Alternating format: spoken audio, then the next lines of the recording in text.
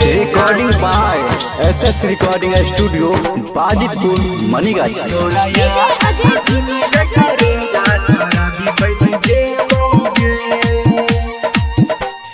जब ही तू ससुरा छोड़ के हमरा नहीं जीबोगे, जब ही तू ससुरा छोड़ के हमरा नहीं जीबोगे, तोरा याद में सुन गए कर जा सारा भी बन जेबोगे, तोरा याद में सुन गए कर जा सारा भी बन जेबोगे।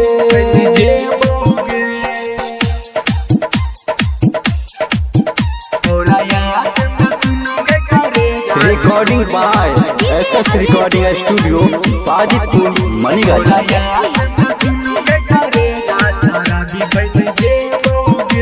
हम किसी दूसरे की अमानत है। नहीं, तुम सिर्फ मेरी हो और किसी की नहीं हो सकती।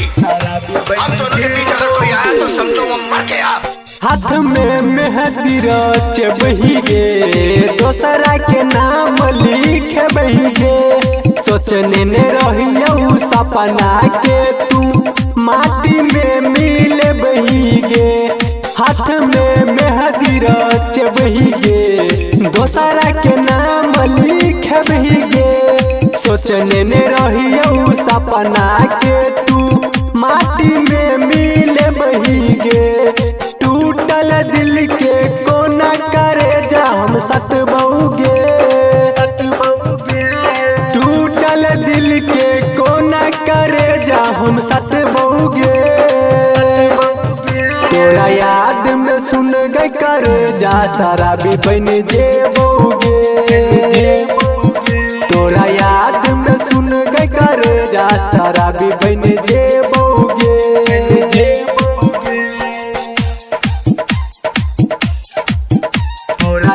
Recording by SS recording studio Bajitpur Manigachh. अगर इस चौखट पर बारात आई तो टोली की जगह उनकी अर्थियां उठेगी और सबसे पहले अर्थी उसकी उठेगी जिसके सर पर सहरा होगा। लाशें बिछा दूंगा लाशें। लागल छोड़ जतो सास गे, तोरे दिल ही विश्वास गे, राइटर रोशन सोमन के छौरी भेल ही तू तो खास गे।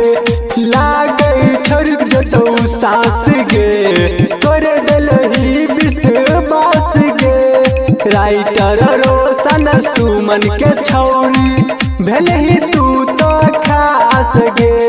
राम रंगीला खाके जहर मर जेतौगे, राम रंगीला खाके जहर मर जेतौगे, तोरा याद में सुन गए कर जा सारा भी बन जेबोगे।